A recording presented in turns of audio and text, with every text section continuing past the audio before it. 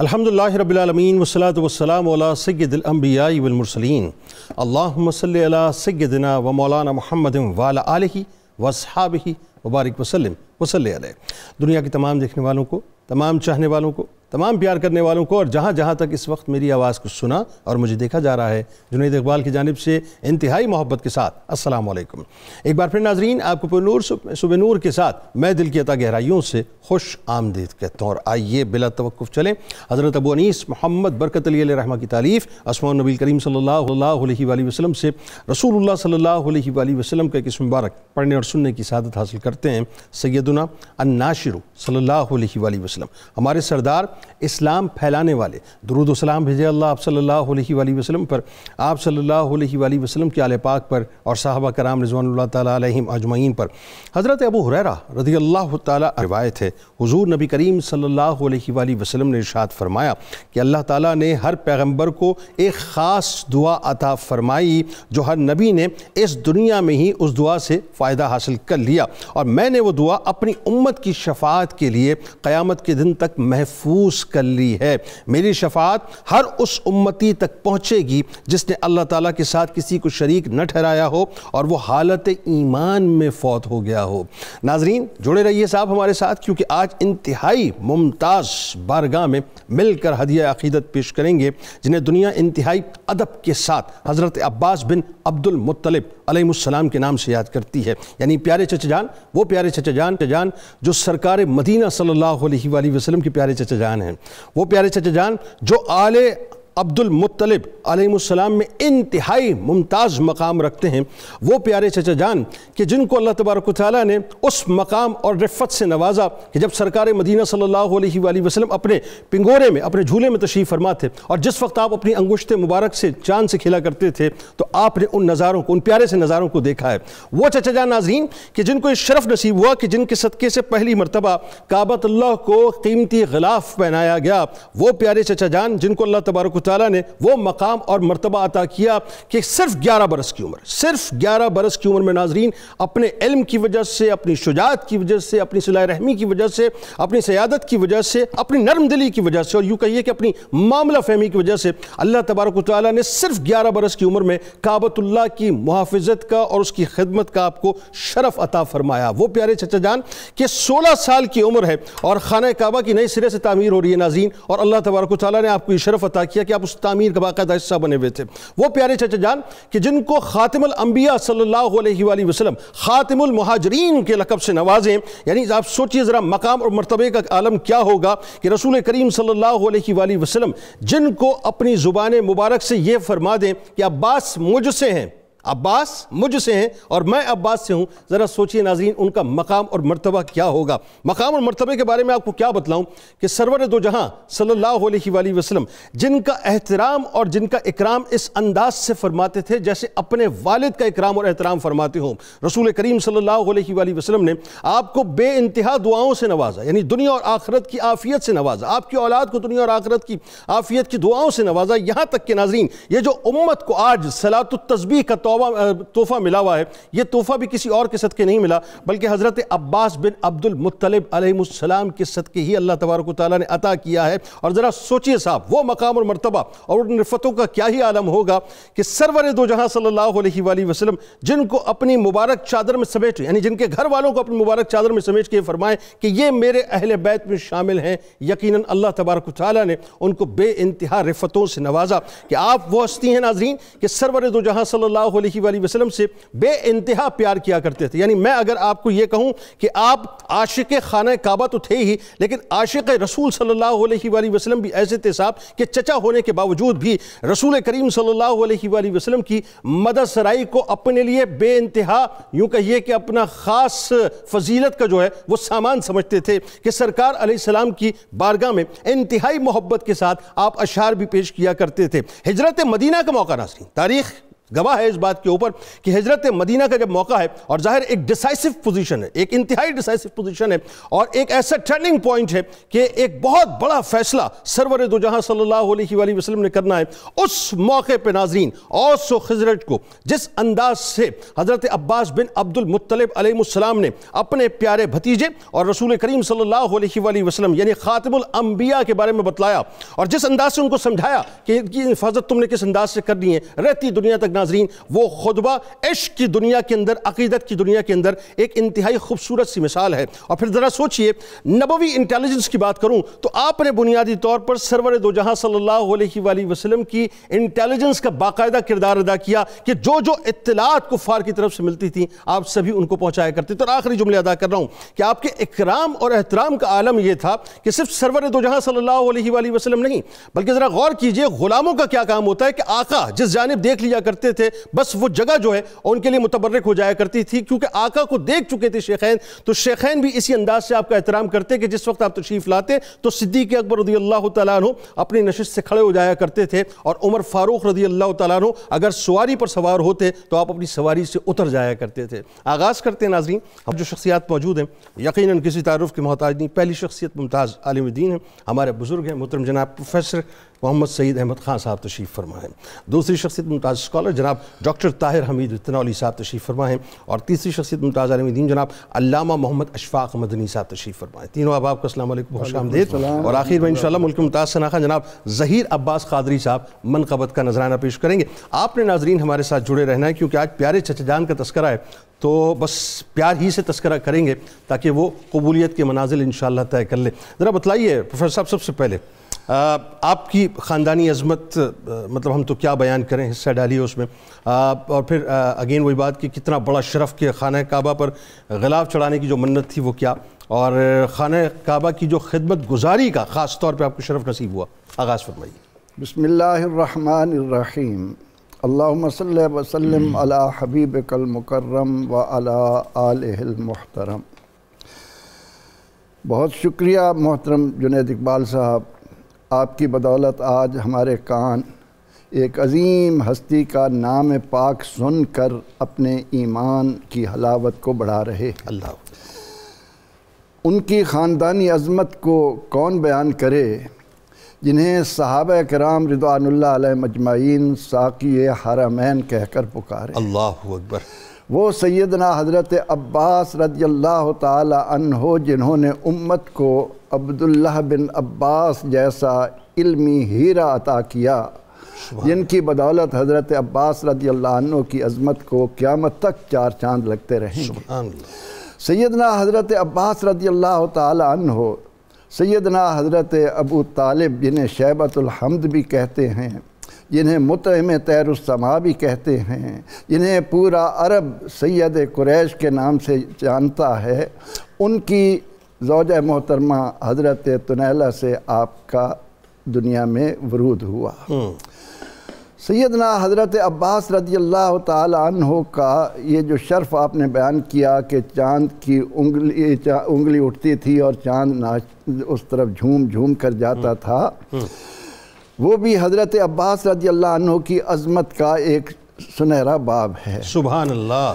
اور اسی ضمن میں علماء نے لکھا کہ حضرت عباس رضی اللہ عنہ 5 برس کے تھے اور ماں کی نظروں سے اوجھل ہو گئے۔ اللہ۔ اور آپ چونکہ اللہ تعالیٰ کے محبوب علیہ الصلاۃ والتسلیم کی نظر خاص سے نوازے جانے والے تھے، آپ اتنے دن غائب رہے کہ ماں پریشان ہو گئی۔ آپ کی والدہ طیبہ ایک امیر اور مالدار گھرانے سے تھی، انہوں نے منت مانی کہ اگر میرا بیٹا مجھے مل گیا تو میں خانہ کعبہ پر ریشمی غلاف چڑھاؤں گی، حریر و دیباج کا غلاف چڑھاؤں گی۔ سبحان اللہ۔ اور میرا وجدان کہتا ہے کہ اس وقت آپ کی عمر 5 برس ہے، آپ نبی اکرم رحمت عالم صلی اللہ علیہ وسلم سے 2.5 سال یا 3 سال بڑے ہیں۔ 5 سال کی عمر میں ماں کی نظروں سے اوجھل ہونا، اس کو کسی عاشق نے ان الفاظ میں بھی، کسی محب نے ان کلمات کے ساتھ بھی کہا کہ تھے تو حضور علیہ السلام سے عمر میں تھوڑے سے بڑے، لیکن اتنا پیار کرتے تھے. خود ان کی زبانی علماء نے لکھا کہ وہ فرماتے ہیں کہ مجھے جب حلیمہ سعدیہ رضی اللہ عنہا کے پاس آپ تشریف لے گئے اور مجھے نظر نہ آئے تو میری طبیعت میں بے چینی پیدا ہو. اللہ اکبر. چھوٹی عمر میں نبی اکرم رحمت عالم صلی اللہ علیہ وسلم اپنی والدہ حلیمہ سعدیہ کے پاس ہیں، دایا کے پاس ہیں، تو آپ کا یہ جو غائب ہونا ہے وہ فرشتوں نے آپ کو وہاں پہنچا دیا. اللہ اکبر. آپ نے یہ منظر دیکھنا تھا اور آپ ہی نے آگے چل کر امت کو نبی اکرم رحمت عالم صلی اللہ علیہ وسلم کی اس عظمت سے آگاہ کرنا تھا کہ پکار کر کہنا تھا کہ وَأَنْتَ لَمَّا وُلِدْتَ أَشْرَقَتِ الْأَرْضُ وَضَاءَتْ بِنُورِ كَالْأُفُقُ. اللہ اکبر. کہ یا رسول اللہ صلی اللہ علیہ وسلم آپ وہ ہیں کہ جب آپ کی ولادت پاک ہوئی تو زمین ساری کی ساری چمک اٹھی اور آپ کے نور نے آفاق کو، آسمانوں کو جگمگ جگمگ کر دیا. اور اپنے اس عمل سے قیامت تک آنے والے کلمہ پڑھنے والے کے ذہن میں بھی یہ بات بٹھا دی کہ تیرے ایمان کا تقاضا یہ ہے کہ نبی اکرم رحمت عالم صلی اللہ علیہ وسلم کے ساتھ محبت کے یہ چشمے تیرے وجود سے جاری ہوں گے تو اور جب آپ واپس ماں کو مل گئے تو ماں نے اس انداز سے اپنی منت کو پورا کیا کہ وہ تاریخ اس کو یاد رکھے گی. پہلا موقع تھا کہ آپ کی والدہ طیبہ حضرت سنیلہ خانہ کعبہ کو ریشمی غلاف سے مزین کر رہی ہیں. پھر آپ سردار قریش بنے، آپ کے سامنے آپ کو امارت المسجد الحرام کی ذمہ داری ملی، آپ سقایت الحاج قرار پائے اور آپ کی یہ پیاری ڈیوٹی کتنی عمدہ تھی کہ یہ امارت المسجد حرام کا ذکر کرتے ہوئے علماء کہتے ہیں آپ کیا اس پر نظر ہوتی تھی کہ کوئی خانہ کعبہ میں بیہودہ لفظ زبان سے نہ نکالے. ڈیکورمس کا بڑا آپ نے خیال کیا. اور آپ یہ دیکھیے، میں اگر مجھے اجازت دیں تو مجھے ایک جملہ آپ کی بات سے جو ہے میں اس وقت سمجھ پایا کہ یہ ماؤں کا بویا ہوا، یا یوں کہیے کہ والدین کا بویا ہوا ہوتا ہے جو اولادوں کو جو ہے وہ ثمرات کی صورت میں پھر ملتا ہے. آپ دیکھیے کہ ماں نے وہ جو خانہ کعبہ کی تکریم کی غلاف کی صورت میں 11 برس کی عمر میں حضرت عباس علیہ السلام کو اللہ تبارک و تعالیٰ نے پھر خانہ کعبہ کی محافظت، یعنی اللہ کے گھر کی محافظت کا شرف عطا کر دیا. اب ذرا ڈاکٹر صاحب یہ بتائیے، سرور دو جہاں صلی اللہ علیہ وآلہ وسلم، ہم دو پارٹ کرتے ہیں اس سوال. پہلا پارٹ میں آپ سے ذرا سمجھنا چاہ رہا ہوں، پھر دوسرے پارٹ پہ اللہ صاحب سے بات کروں گا کہ سرور دو جہاں صلی اللہ علیہ وآلہ وسلم اپنے پیارے چچا جان سے یعنی کس درجے محبت فرماتے تھے، ایک بات. اور اگین وہی بات کہ نہ صرف محبت بلکہ وہ جو احترام کا لیول تھا وہ اپنے نیکسٹ لیول پہ ہمیں نظر آتا ہے. بتائیے ذرا. بسم اللہ الرحمن الرحیم. جنید صاحب بہت شکریہ. آج الحمدللہ اللہ کی توفیق سے ہم ایک ایسی عظیم ہستی کا، صحابہ کرام میں سے ایک عظیم صحابی کا ذکر کر رہے ہیں جن کی بہت ہی نادر شان ہے، ایک بڑی امتیازی شان ہے. اور جو تعلق ہے ان کا آپ صلی اللہ علیہ وسلم کی ذات پاک کے ساتھ اور آپ صلی اللہ علیہ وسلم کا جو ان کے ساتھ ایک محبت کا تعلق ہے، وہ ایک ہمیں نئی جہاد سے آشنا کرتا ہے. جنید صاحب، حضرت عباس ابن عبد المطلب وہ ہستی ہیں، جتنے آپ کے چچا ہیں میں سمجھتا ہوں کہ ان سب میں سے حضرت ابو طالب کو اگر آپ الگ کر دیں تو جو ایک قلبی تعلق ہمیں نظر آتا ہے دونوں طرف، حضرت عباس کا آپ صلی اللہ علیہ وسلم کے ساتھ اور آپ صلی اللہ علیہ وسلم کا حضرت عباس کے ساتھ، وہ ایک اس کی کوئی نظیر پیش نہیں کی جا سکتی. یہی وجہ ہے کہ ہم فرام ویری بگننگ آپ کی عمر کے ابتدائی حصوں سے ہی اور دعوت اسلام کی ابتدا سے ہی ہم دیکھتے ہیں کہ حضرت عباس کا اظہار محبت کئی مواقع پہ ہمیں واضح طور پہ نظر آتا چلا جاتا ہے، باوجود اس کے کبھی آپ کا واضح طور پہ یا اناؤنسڈ انداز کے ساتھ اسلام کے اندر شمولیت نہیں ہے. آپ صلی اللہ علیہ وسلم نے حضرت عباس کو تعارف کرواتے ہوئے ایک موقع پہ فرمایا، یہ ہیں عباس ابن عبد المطلب جو قریش میں سب سے زیادہ صحیح ہیں اور سب سے زیادہ صلہ رحمی کرنے والے. اللہ اکبر.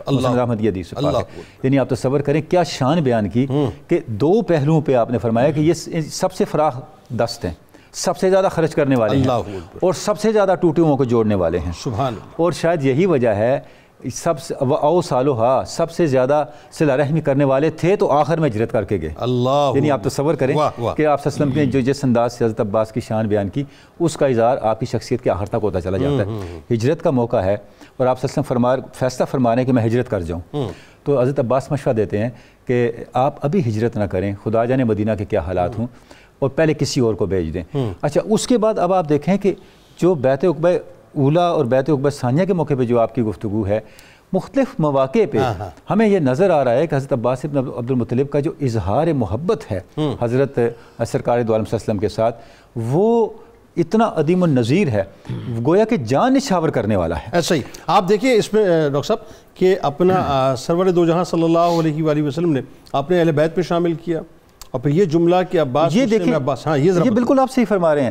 یہ بھی اظہار محبت کی ایک دلیل ہے کہ جس وقت آپ صلی اللہ علیہ وسلم تک یہ بات کچھ پہنچی، کچھ لوگوں نے اس طرح کا اظہار کیا کہ یا رسول اللہ، حدیث پاک کا مفہوم ہے کہ یا رسول اللہ آپ جب قریش سے ملتے ہیں تو آپ کی کیفیت کچھ اور ہوتی ہے، کیونکہ حضرت عباس بن عبد المطلب کے ساتھ جو آپ صلی اللہ علیہ وسلم کا ملنا اور جس طرح آپ کے چہرہ انور کے اوپر ایک کیفیت خوشی کی اور ایک مسرت کی کیفیت نظر آتی تھی، تو آپ صلی اللہ علیہ وسلم نے فرمایا کہ ایمان کی تکمیل میرے قرابت داروں کے ساتھ محبت کے اندر ہے. اللہ اکبر. یعنی اس وقت تک ایمان مکمل نہیں ہو سکتا جب تک میرے قرابت داروں کے ساتھ تم لوگوں کی محبت مکمل نہ ہو جائے. اور اس کا مطلب یہ ہوا کہ جن قرابت داروں کے حوالے سے آپ صلی اللہ علیہ وسلم نے یہ فرمان ارشاد فرمایا، اب حضرت اس کا ریفرنس کون بنے؟ حضرت عباس بن عبد المطلب. سبحان اللہ. یعنی حضرت عباس کا ریفرنس آیا تو آپ صلی اللہ علیہ وسلم نے یہ فرمان عطا کر کے ایک گائیڈنس دی، ایک ہدایت دی امت کو کہ کس طرح سے آپ نے وہ میرے قریبی لوگ، وہ میرے صحابہ جو میرے قریب ہیں، ان کو آپ نے محبت سے نوازنا ہے. اور دوسری بات جو نیت صاحب میں عرض کروں یہ قرابت داروں ہی کے حوالے سے کہ ایک موقع پہ حضرت عباس بن عبد المطلب اور ایک صحابی نے یہ فیصلہ کیا کہ ہم آپ صلی اللہ علیہ وسلم کی خدمت میں حاضر ہوں اور عرض کریں کہ یا رسول اللہ ہمیں بھی ذرا موقع دیں، جس طرح دوسرے صحابہ کو اپوائنٹ کیا جاتا ہے، وہ جاتے ہیں صدقات اکٹھا کرتے ہیں اور ریونیو اکٹھا کرتے ہیں، تو ہم بھی صدقات اکٹھا کر کے لائیں. تو آپ نے سیدنا علی مرتضیٰ کی خدمت میں پہلے حاضر ہو کے عرض کیا کہ کیا ہم آپ صلی اللہ علیہ وسلم کی خدمت میں یہ اپنی گزارش نہ پیش کریں؟ تو سیدنا علی نے فرمایا کہ بہتر ہے آپ یہ نہ کریں. انہوں نے کہا شاید کسی وجہ سے روک رہے ہوں. بہرحال وہ چلے گئے آپ صلی اللہ علیہ وسلم کے پاس. جب آپ صلی اللہ علیہ وسلم نماز سے فارغ ہوئے باہر آئے تو آپ باہر کھڑے تھے اور آپ صلی اللہ علیہ وسلم نے ان کو دیکھا کہ یہ کچھ کہنا چاہتے ہیں. تو آپ نے فرمایا کیا کہنا چاہتے ہیں آپ کہیں. چچا جان آپ خاموش. آپ صلی اللہ علیہ وسلم چلے اپنے حجرہ انور کی طرف تو یہ پیچھے اندر چلے گئے. آپ نے فرمایا کیا کچھ کہنا چاہتے ہیں تو کہیں. تو حضرت عباس نے فرمایا کہ یا رسول اللہ ہم یہ چاہتے ہیں. اب یہاں بھی آپ نے ایک بڑی بنیادی بات ارشاد فرمائی. آپ خاموش رہے اور تھوڑی دیر بعد ارشاد فرمایا کہ صدقہ لوگوں کو میل کچیل ہے، میں اپنے قرابت داروں کو اس کے قریب نہیں کرنا چاہتا. اللہ فرمان ہے حدیث پاک کا، مفہوم ہے حدیث پاک کا کہ یہ میرے قرابت داروں کے لیے مناسب نہیں. اللہ اکبر. یعنی اب آپ تصور کریں کہ یہاں پر بھی ہمیں جو حضرت عباس کا ایک تعلق ہے، قربت ہے سرکار دو عالم صلی اللہ علیہ وسلم، اور آپ یہ دیکھیے وہ نمایاں کے سامنے آ رہا ہے.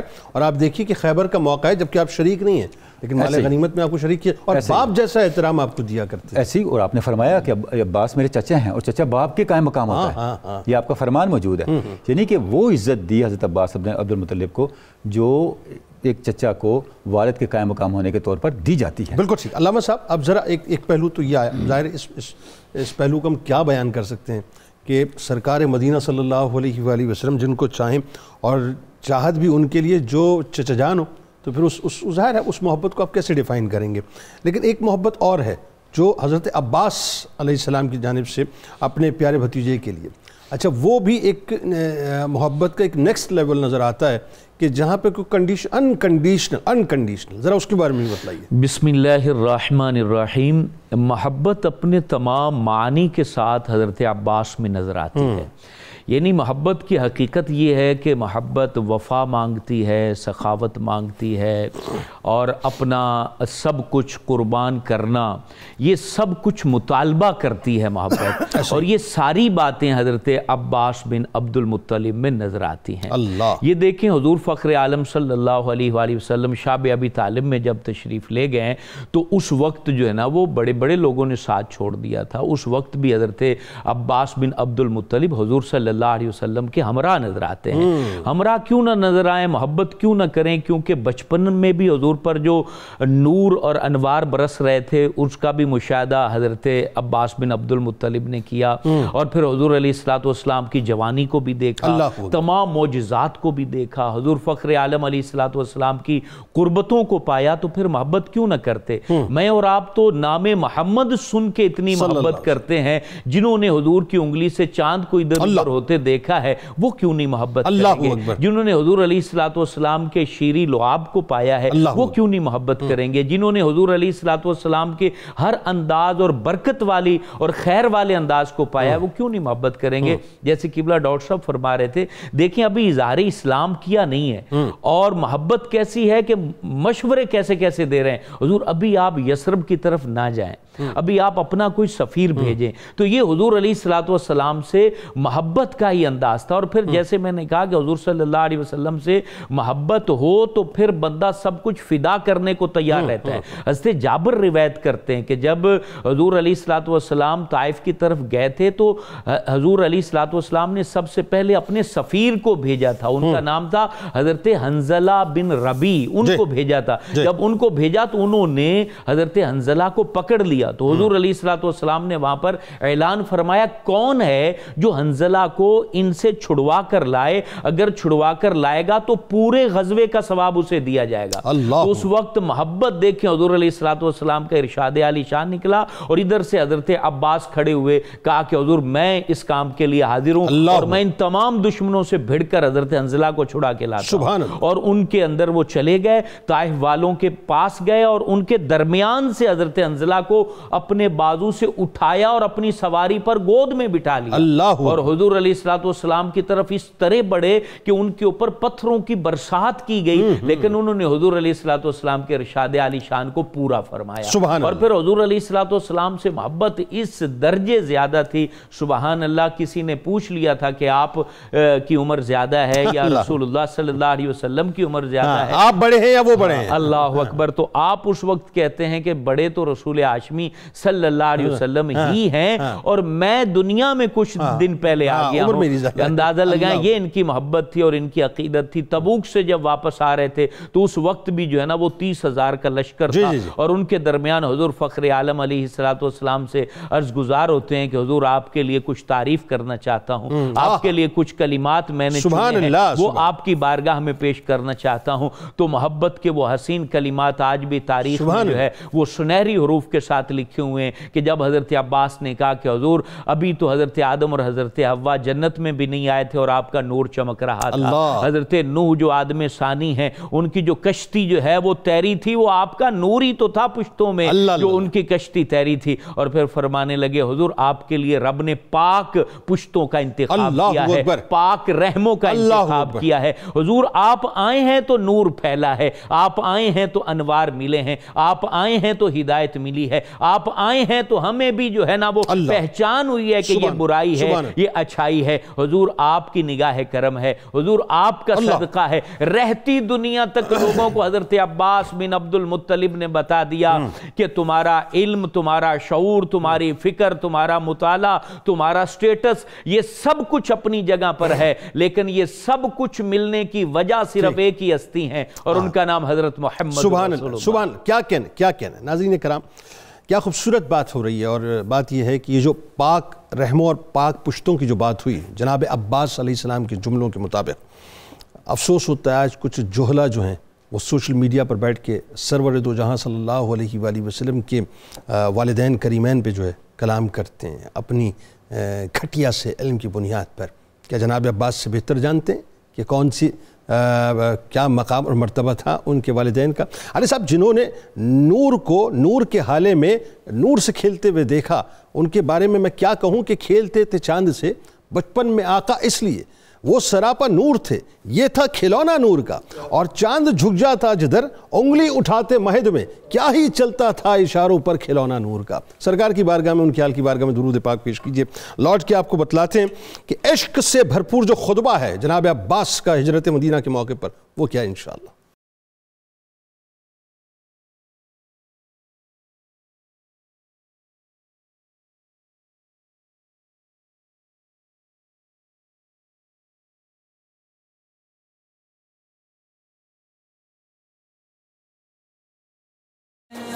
ایک بار پھر آپ کو خوش آمدید۔ انتہائی ممتاز مکرم بارگاہ جناب عباس بن عبد المطلب علیہ السلام کا آج ناظرین ذکر پاک ہے، اور آئیے وہ موقع کہ جب ہجرت مدینہ ہو رہی ہے اور یعنی اسلام کا ایک ایسا ٹرننگ پوائنٹ ہے صاحب کہ جہاں ایک بہت بڑا ڈیسیشن سرور دو جہاں صلی اللہ علیہ وآلہ وسلم کو لینا ہے، اس ڈیسیشن میں جو مشاورت ہے وہ جن سے ہو رہی ہے وہ جناب عباس علیہ السلام ہیں، اور وہ جو موقع ہے صاحب، اس موقع پہ جب آپ نے خطاب فرمایا ہے تو کیا ہی شان سے خطاب فرمایا اوس و خضرج سے، ذرا وہ بتلائیے۔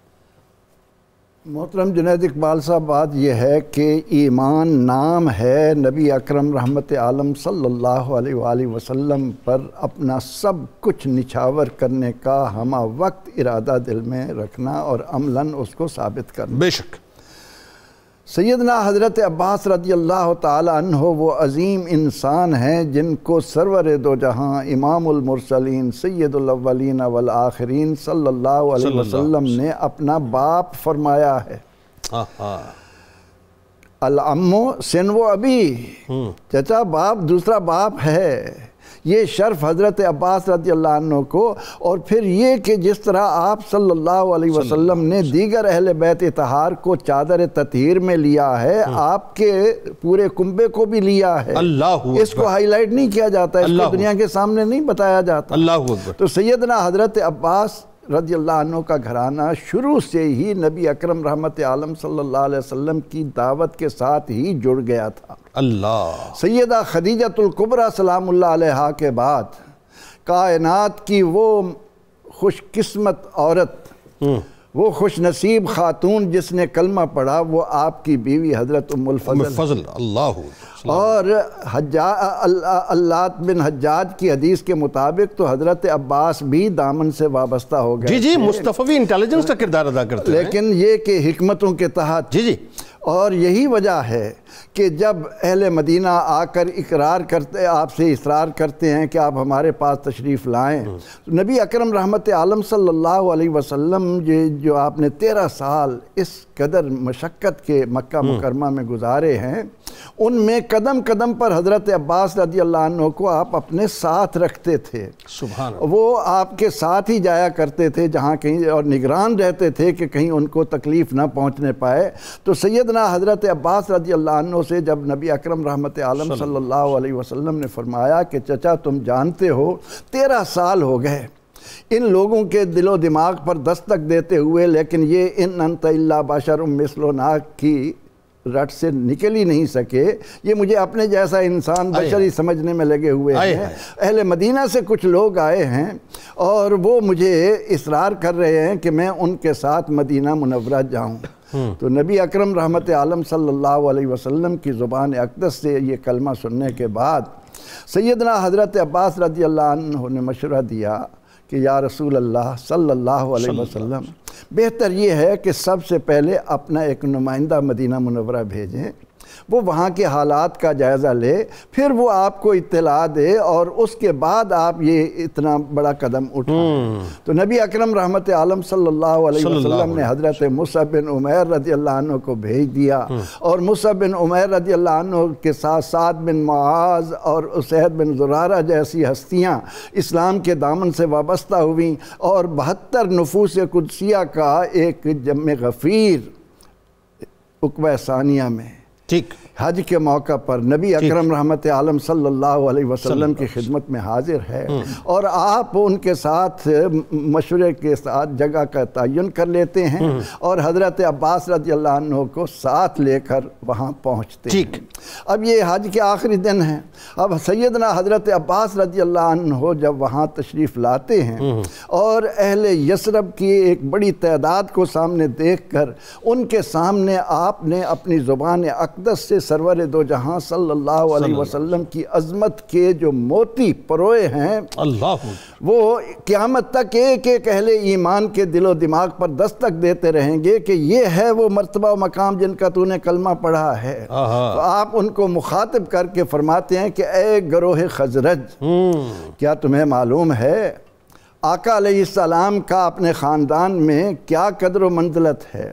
بعض علماء نے تو یہاں تک لکھا کہ آپ نے یہ فرمایا کہ اے اہل یثرب، یاد رکھو یہ وہ انسان ہیں کہ میں اپنی جان سے، اپنی کائنات کی ہر شے سے بڑھ کر ان کو پیارا رکھتا ہوں، اور ہمارے خاندان کے جن لوگوں نے ان کے دین کو قبول کیا ہے اور جنہوں نے نہیں کیا، وہ سارے کے سارے آپ کی حفاظت کے لیے آپ کے گرد گھیرا باندھے رہتے ہیں۔ اب آج تم نے اتنا بڑا قدم اٹھانے کے لیے کہا ہے تو تمہیں معلوم ہے کہ پورے عرب سے اس کے لیے تمہیں لڑنا ہوگا، تو کیا تم یہ قربانی دینے کے لیے تیار ہو؟ تو اس کے جواب میں آپ نے بلکہ ان سے یہ بھی پوچھ لیا کہ پہلے یہ تو بتاؤ کہ جب تمہارا دشمنوں کے ساتھ مقابلہ ہوتا ہے تو تمہاری کیفیت کیا ہوتی ہے؟ آپ کی اس بات کو سن کر گروہ انصار نے کہا آپ کو معلوم ہے کہ ہماری تو پرورش ہی ایسے حالات میں ہوئی ہے، ہم جب دشمن کے مقابل ہوتے ہیں تو سب سے پہلے نیزوں کی ان پر بارش کرتے ہیں، وہ ختم ہوتے ہیں، پھر ہم تیر اٹھا لیتے ہیں، تیر ختم ہوتے ہیں، پھر ہم تلواروں کے ساتھ ان پر اس وقت ٹوٹ پڑتے ہیں یا اپنی جانیں دے دیتے ہیں۔ تو حضرت عباس رضی اللہ عنہ نے ان کے اس ایثار کو دیکھ کر فرمایا کہ ہاں ٹھیک ہے، واقعتاً اس طرح کے لوگ ہی حضور علیہ السلام کی حفاظت کر سکتے ہیں۔ میں اگین آپ کی بات سے مجھے جب تاریخ کا یہ چیپٹر نگاہوں کے سامنے سے ڈاکٹر صاحب گزرتا ہے تو اب ہمارے یہاں تو اصل میں لفظ موٹیویشن کا بھی بڑا ہم نے ایک متنازع سے مطلب جو ہے وہ ورڈ بنا دیا، موٹیویشنل اسپیکر بھی ہم نے بڑے، چونکہ ظاہر ہے وہ دنیا کی موٹیویشنز کر رہے ہیں تو ایک عجیب کنٹرول، لیکن آپ یہ دیکھیے کہ حضرت عباس علیہ السلام کا یہ جو موٹیویشن ہے اور یہ جو آپ کی موٹیویشنل اسپیچ ہے، اس نے جو ہے وہ اپنا ایک ایسی کیفیت بپا کر دی کہ مدینے کے سارے جتنے بھی افراد تھے وہ سب سرکار علیہ السلام پر اپنی جان دینے کے لیے مطلب تیار ہو گئے تھے۔ اچھا اب ذرا یہ بتائیے کہ ایک تو یہ بات ہے کہ جہاں آپ نے موٹیویٹ کیا اہل مدینہ کو، دوسرا جو ہے خود بذات خود جو آپ نے غزوات میں شرکت کی ہے اور جس لیول کی آپ نے شجاعت و بہادری کا مظاہرہ کیا ہے وہ اپنی جگہ ایک بے مثال بات ہے، فرمائیے۔ جی جنید صاحب، حضرت عباس کی جو غزوات میں شرکت ہے وہ بڑی ایک لحاظ سے اس طرح غیر معمولی ہے کہ فرام ویری بگننگ آپ اس طرح غزوات میں شامل نظر آتے ہیں جس طرح کوئی اور نہیں ہے۔ مثلاً غزوہ احد کو دیکھیں، جب غزوہ احد ہو رہا تھا تو آپ نے جب دیکھا حضرت عباس نے کہ یہ معاملہ چل پڑا ہے اور یہاں سے کم و بیش 3000 کا لشکر تیار ہو کے مدینہ پاک پہ حملہ آور ہونے والا ہے، تو آپ نے بنی غفار کا ایک شخص پکڑا، اس کی ذمہ داری لگائی اور اس کو آپ صلی اللہ علیہ وسلم کے پاس بھیجا کہ یہ لوگ آپ کے پاس اتنا بڑا لشکر لے کے آ رہے ہیں، آپ اپنی حفاظت کا اہتمام فرمائیں۔ یعنی آپ نے پہلے سے خط کے ذریعے سے ان کو اطلاع دے دی۔ گویا کہ آپ کی شمولیت، آپ یہ کہہ سکتے ہیں سادہ انداز میں کہ دو انداز سے دو مراحل ہیں غزوات میں شمولیت کے حضرت عباس کے، فتح مکہ سے پہلے اور فتح مکہ کے بعد۔ بالکل ٹھیک۔ پہلے جو آپ کی شمولیت ہے وہ بالکل ویسی ہے جیسے پروفیسر صاحب نے ارشاد فرمایا، خود جو بیعت عقبہ ثانیہ کے موقع پہ آپ صلی اللہ علیہ وسلم کے تحفظ کا اہتمام فرما رہے ہیں۔ واہ، یہ سبحان اللہ۔ فتح مکہ سے پہلے غزوات میں حضرت عباس کی شرکت دراصل بیعت عقبہ ثانیہ پر کے موقع پر حضرت عباس کی اسٹریٹجی کی کنٹینیوٹی ہے۔ اللہ اکبر۔ دیکھیں نا کس طرح غزوہ احد کے اندر آپ صلی اللہ علیہ وسلم کو آپ نے اطلاع دے کے ریاست مدینہ کی حفاظت کے لیے ایک اہتمام کر دیا، بالکل، اور آپ صلی اللہ علیہ وسلم جاسوس اپوائنٹ کر دیے، صحابہ اپوائنٹ کر دیے، اور ساری جو ڈیولپمنٹ ہو رہی تھی لشکر قریش کی اس کی پوری اطلاعات آ رہی تھیں۔ اچھا، اس سے پہلے اگر آپ غزوہ بدر کا بھی ذکر کر لیں، یہاں بھی ایک عجیب شان آپ کی نظر آتی ہے کہ جب آپ فدیہ دینے کا وقت آیا تو آپ نے فرمایا فلاں جگہ عمر فضل کے ساتھ تم آپ کچھ بات کر کے آئے ہوئے ہیں، تو اس وقت انہوں نے کہا اشہد ان لا الہ الا اللہ اشہد ان محمد عبدہ اللہ اکبر۔ یہ میرے اور فضل کے علاوہ کسی کو پتہ نہیں تھا، آپ کا یہ فرمانا اس بات کی دلیل ہے کہ آپ رسول برحق ہیں۔ اچھا، اللہ اکبر۔ جب یہ فدیے کا معاملہ طے ہو گیا تو اللہ رب العزت نے سورہ انفال میں ارشاد فرمایا جن لوگوں نے بھی اس موقع پہ فدیہ دیا ہے، اب اگر ان کے دل میں خیر ہے تو اللہ ان کو اس سے بہتر عطا کرے گا۔ اللہ اکبر۔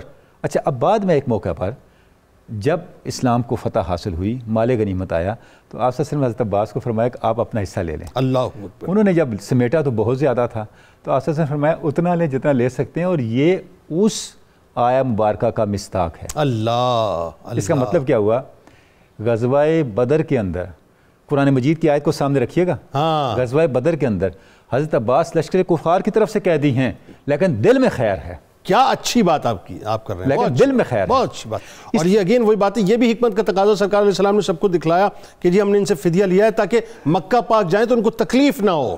دیکھیں جی، میں تو یہ سمجھتا ہوں کہ اس سے پہلی بات یہ ہے کہ آپ صلی اللہ علیہ وسلم نے ان کو بتا دیا کہ آپ کے دل میں جو خیر ہے وہ آپ مضبوط جگہ پہ کھڑے ہیں۔ کیا اچھی بات ہے، اس سے بھی بڑی بات، یعنی ان کے دل میں جو خیر تھی اس کو آپ صلی اللہ علیہ وسلم نے تصدیق عطا کر دی، یہ بتا کے آپ کیا بات کرتے ہیں، یہ عام آدمی نہیں کر سکتا، اللہ کا رسول یہ کہہ سکتا ہے۔ سبحان اللہ، سبحان بھئی جس خیر کو آپ لے کے یہاں بیٹھے ہیں نا وہ خیر غلط نہیں ہے، اور اللہ اس خیر کو جانتا ہے، اور اللہ نے بعد میں اس کو بیان کر دیا۔ واہ، اللہ پاک نے اس کے اوپر تصدیق الگ تصدیق ہو گئی جب اللہ رب العزت نے اس کے اوپر آیت نازل کر دی۔ سبحان اللہ۔ تو اب آپ دیکھیں کیا شان ہے حضرت عباس کی، کس انداز سے. اس لیے میں نے عرض کیا کہ غزوات میں آپ کی شرکت ایسی ہے جو بے مثال ہے. اللہ اکبر. اچھا اب آپ کا یہی جو منصب ہے, اس منصب کے تحت آپ نے ارشاد فرمایا اب خاتم المہاجرین ہیں. سبحان اللہ.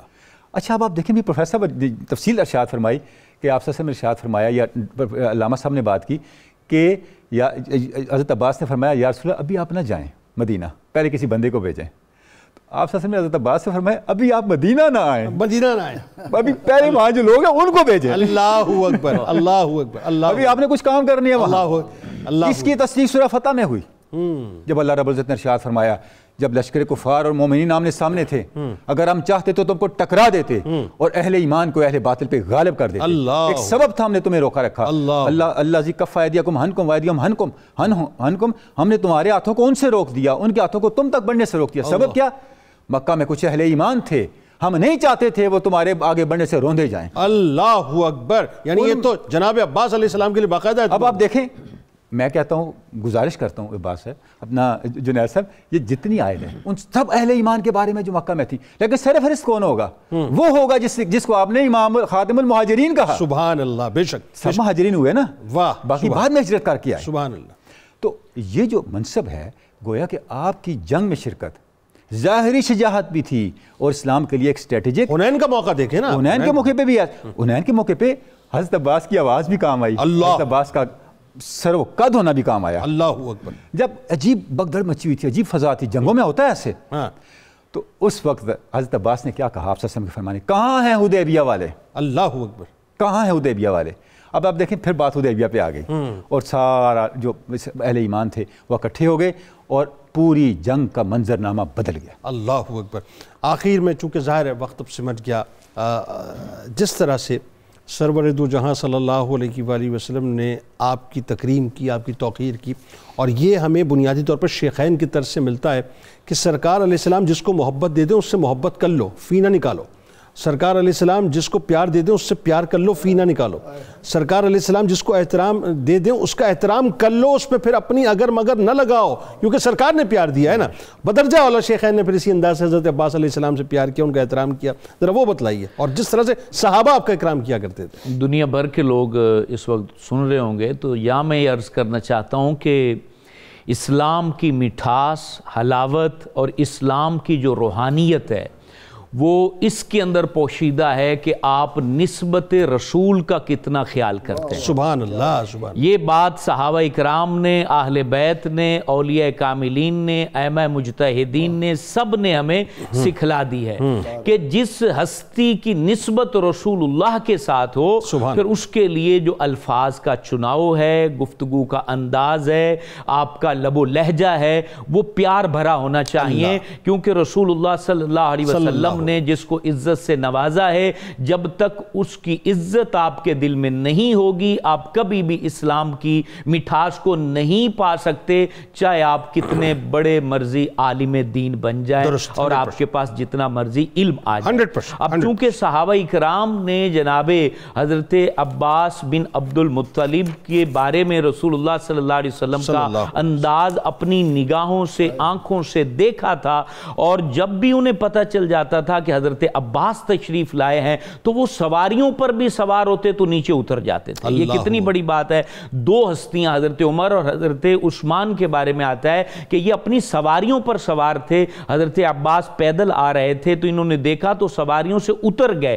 جب حضرت عباس رضی اللہ تعالیٰ عنہ وہاں سے چلے گئے پھر وہ اپنی سواریوں کے اوپر سوار ہوئے. یعنی اکرام کا کیا لیول, اکرام کا یہ عالم تھا. اور حضرت ابو بکر صدیق رضی اللہ تعالیٰ عنہ آپ کی مجلس میں جب بھی حضرت عباس جاتے تو آپ اپنی جگہ سے کھڑے ہو جایا کرتے تھے اور انہیں جگہ دیا کرتے تھے. حضرت علی المرتضیٰ شیر خدا آپ کے ہاتھوں کو بوسہ دیتے اور اس کے بعد کہا کرتے چچا جان مجھ سے راضی رہنا. اور پھر جو ہے حضرت عمر کا انداز دیکھیں کہ ایک دفعہ حضرت عمر جو ہیں وہ مسجد نبوی شریف میں نماز کے لیے آ رہے ہیں اور گلی میں جو پرنالا تھا حضرت عباس کے مکان کا, اس سے پانی گرتا تھا جس سے وہاں جو ہے نا وہ پانی جمع ہو جاتا تھا, نمازیوں کو دشواری ہو جاتی تھی. تو حضرت حضرت عمر نے وہ پرنالہ جو ہے نا اس کو وہاں سے ہٹا دیا اور دوسری سائڈ پر کر دیا، اور پھر حضرت عباس جب آئے تو وہ مسجد نبوی میں سیدھے آئے اور کہا کہ آپ نے اس پرنالے کو کیوں بدلا؟ کہا کیا معاملہ ہے؟ میں نے تو اس لیے بدلا ہے کیونکہ پانی گلی میں جمع ہو جاتا ہے جس سے چلنے والوں کو دشواری ہو جاتی ہے۔ کہا کہ وہ پرنالہ رسول اللہ نے اپنے ہاتھوں سے لگایا تھا۔ اللہ اکبر۔ اور پھر حضرت عمر وہاں سے دوڑے اور حضرت عباس کو ساتھ لیا، کہا میرے کندھوں پر چڑھ جاؤ، اور جو پرنالہ رسول اللہ نے اپنے ہاتھوں سے رکھا تھا وہاں تم اپنے ہاتھوں سے اس پرنالے کو اسی جگہ پر رکھ دو۔ یہ احترام تھا، یہ کیفیت، یہ خلیفہ وقت کا معاملہ تھا کہ جناب عباس کو اپنے کندھوں پہ لے کے اندازہ لگایا۔ کہا کہ رسول اللہ صلی اللہ علیہ وسلم نے اپنے ہاتھوں سے پرنالہ لگایا، تو اب تم میرے کندھوں پر چڑھ کر جو ہے نا اس پرنالے کو لگاؤ کہ میں نے اس کو وہاں سے کیوں اٹھا دیا ہے۔ تو یہ صحابہ کرام جتنے بھی ہیں وہ نسبتوں کا احترام کرنے والے ہیں۔ یہ بات ہمیشہ ذہن نشین رہیں، کوئی بھی بات، کوئی بھی جملہ، کوئی بھی روایت آپ کو کسی بھی کتاب میں، کسی بھی تاریخ کے کسی بھی پہلو میں یہ دکھائی دے کہ جناب صحابہ نے نسبت کا احترام نہیں کیا، تو وہ بات غلط ہو سکتی ہے، صحابی غلط نہیں ہو سکتا، کیونکہ انہوں نے رسول اللہ صلی اللہ علیہ وسلم سے اس نسبت کو جو ہے نا وہ پہچانا ہے۔ رسول اللہ نے خود بتایا ہے، حضور نے خود کہا ہے کہ یہ میرے اہل ہیں، یہ میرے گھر والے ہیں، ان کو میرے ساتھ خونی رشتہ ہے، یہ رسول اللہ نے بار بار کہا ہے۔ وہ سیدہ کائنات ہوں، وہ حضرت علی المرتضیٰ ہوں، وہ حسنین کریمین ہوں، وہ حضرت عباس ہوں، حضرت عباس کی جو ہے نا وہ اولاد ہوں۔ دیکھیں اولاد در اولاد میں نسبت کا احترام حضرت امام احمد بن حنبل نے کیا کہ ان کو کوڑے مارے جا رہے تھے اور وہ بد دعا نہیں دے رہے تھے۔ بلکہ آپ یہ دیکھیے کہ جناب عباس علیہ السلام کو صحابہ کرام خاص طور پر شیخین اپنے مشوروں میں شامل کیا کرتے تھے اور ان کے مشوروں پہ عمل کیا کرتے تھے۔ صحابہ اکرام جب بھی ملتے، شیخین کریمین کے علاوہ بھی جو صحابہ حضرت عباس سے ملا کرتے تھے تو ان کے ہاتھ چوما کرتے تھے، اور پھر جب بھی قحط پڑتا تھا تو بارش کی دعاؤں کے لیے ان کو ساتھ لے جایا کرتے تھے۔ حضرت عمر فاروق اعظم کے دور مبارک کا واقعہ ہے کہ آپ ان کو ساتھ لے گئے اور کہا اللہ سے کہا یا اللہ آج رسول اللہ ہم اپنے ساتھ نہیں لائیں تو ان کے چچا کو اپنے ساتھ لائیں، اور پھر حضرت عباس کو کہا کہ آپ اللہ کے حضور عرض کریں تو آپ کی دعا ضرور جو ہے نا وہ پوری ہوگی، اور وہی ہوا، انہوں نے دعا کی تو رب تعالیٰ نے برکھا برسا دی۔ سبحان اللہ، بہت شکریہ آپ تینوں احباب کا تشریف لائے، اور بس اس تیقن کے ساتھ صاحب کے کل بروز محشر اللہ تبارک و تعالیٰ حضرت عباس بن عبد المطلب علیہ السلام کا صدقہ ذکر کرنے والوں اور سننے والوں کو عطا کر دے تو بس اور پھر کیا چاہیے۔ کتاب الشفا گھبراہٹ سے دور کرنے کا وظیفہ آپ کو بتلاتے ہیں کہ اگر کسی شخص کے دل میں گھبراہٹ ہو تو سورۃ الرعد کی آیت نمبر 28 اول و آخر درود پاک کے ساتھ 41 بار پڑھ کر پانی پہ دم کر کے پلائیں، انشاءاللہ جو گھبراہٹ ہے وہ دور ہو جائے گی۔ مولا کائنات مولا علی کرم اللہ وجہ الکریم کا قول مبارک ہے کہ 3 صفات ایسی ہیں جن کے ذریعے نجات حاصل ہوتی ہے، ایک یہ کہ حق اور سچ کو تھامے رکھنا، دوسری یہ کہ باطل سے پرہیز کرنا، اور تیسری یہ کہ نیک کاموں کی ترویج کی کوشش کرنا۔ روزنامہ 92 نیوز میں آج مضمون ذکر حضرت عباس بن عبد المطلب علیہ السلام کے حوالے سے ایکس پہ ہمیں فالو کر لیجئے، فیس بک پیج کو لائک کر لیجئے، یوٹیوب چینل کو سبسکرائب کر کے بیل آئیکن کو ضرور کلک کر لیجئے۔ آپ ہمارے ساتھ موجود ہیں، ہم آپ کے ساتھ موجود ہیں، مل کے نعرہ، لیکن اس سے پہلے ذرا اپنی روح سے تجدید عہد وفا، لا یؤمن احدکم حتی اکون احب الیہ من والدہ وولدہ والناس اجمعین۔ اللہ تعالیٰ آپ کا، ہمارا، ہم سب کا، پاکستان کا، امت مسلمہ کا، خاص طور پہ غزہ کے رہنے والوں، یمن کے رہنے والوں، اور جہاں جہاں مسلمان اس وقت فلسطینیوں کی حمایت کر رہے ہیں، ہر ایک کو اپنی دعا میں یاد رکھیں۔ اللہ تعالیٰ سب کا حامی و ناصر ہو۔ ملک کے ممتاز شناخواں جناب ظہیر عباس قادری صاحب ہمارے ساتھ موجود ہیں، آپ کو خوش آمدید، السلام علیکم۔ منقبت کا نذرانہ پیش کروائیں گے۔ پاکستان کا مطلب کیا؟ لا الہ الا اللہ محمد رسول اللہ صلی اللہ علیہ وسلم۔ خوبصورت خوب سیرت مہاجر آخری اسلام کے ہیں بے گمان، خوبصورت خوب سیرت ام شاہ دو جہاں، جان سارے مصطفیٰ عباس جانے عاشقاں